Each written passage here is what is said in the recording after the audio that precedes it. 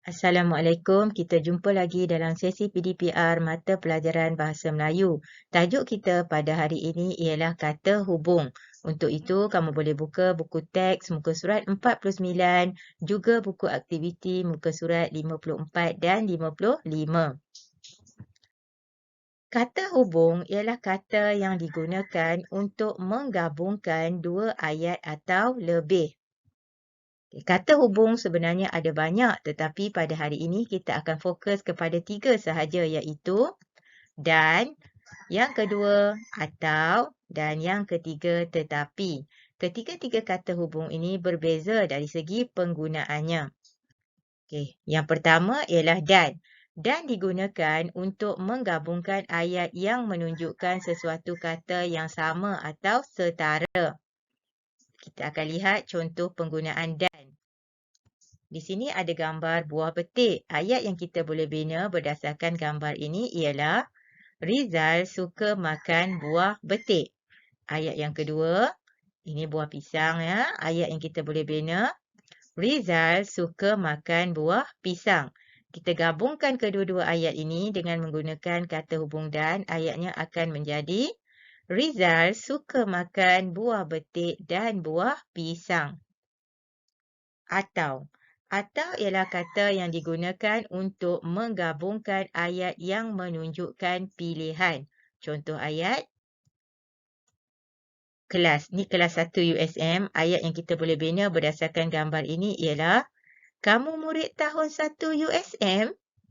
Ayat yang pertama. Ayat yang kedua, ini kelas 1 UKM. Ayatnya, kamu murid tahun 1 UKM?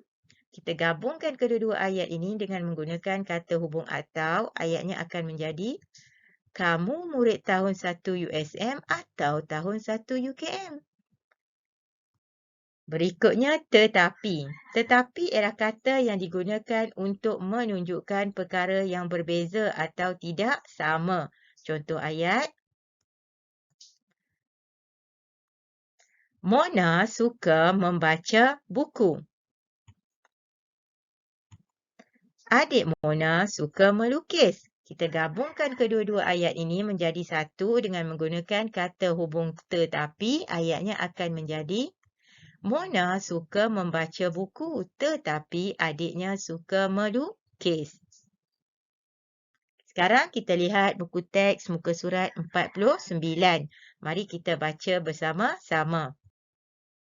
Kata hubung. Ibu Rizal gemar memasak. Masakan ibunya lazat dan berkhasiat. Rizal suka makan lauk ikan tetapi abangnya suka lauk ayam.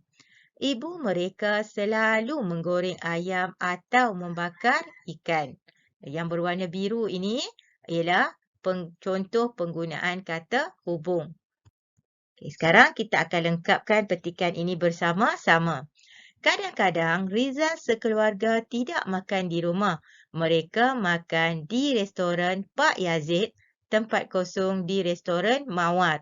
Ini menunjukkan pilihan salah satu. Bila salah satu, kita akan gunakan kata hubung atau.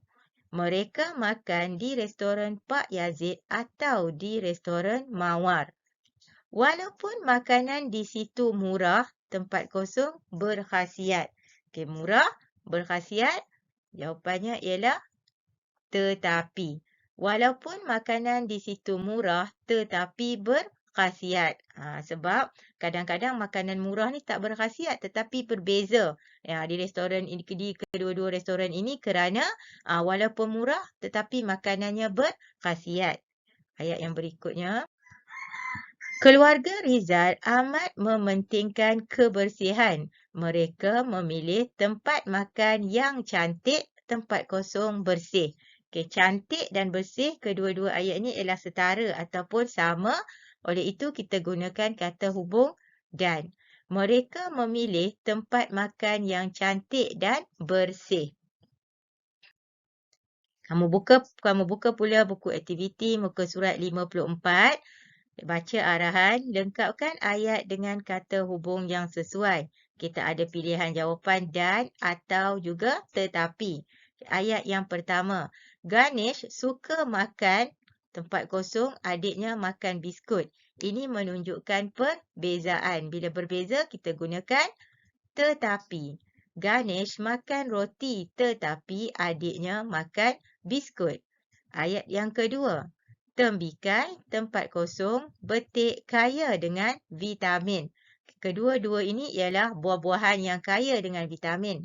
Oleh itu, kita boleh gunakan kata hubung dan. Tembikai dan betik kaya dengan vitamin. Ayat yang ketiga, kek pandan itu murah, tempat kosong sedap. Okay, ayat ini juga setara, kita boleh gunakan kata hubung dan. Kek pandan itu murah dan sedap. Okay, ayat yang berikutnya, masakan Ibu Rizal ringkas, tempat kosong berkhasiat. Okay, ayat ini juga setara ataupun sama. Kata hubung yang kita boleh gunakan ialah dan. Masakan Ibu Rizal ringkas dan berkhasiat. Ayat yang kelima. Fahmi tidak pasti hendak minum air soya, tempat kosong air tebu. Di sini Fahmi ingin membuat pilihan. Bila pilihan, kata hubungnya ialah atau. Fahmi tidak pasti hendak minum air soya atau air tebu. Muka surat 55. Lengkapkan perenggan dengan kata hubung yang sesuai. Ada 3 pilihan jawapan iaitu dan, atau, tetapi. Tempat makan yang bersih penting. Azrin, tempat kosong Azran mengambil berat tentang perhal ini. Okay, ayat ini setara, kita gunakan dan. Azrin dan Azran mengambil berat tentang hal ini.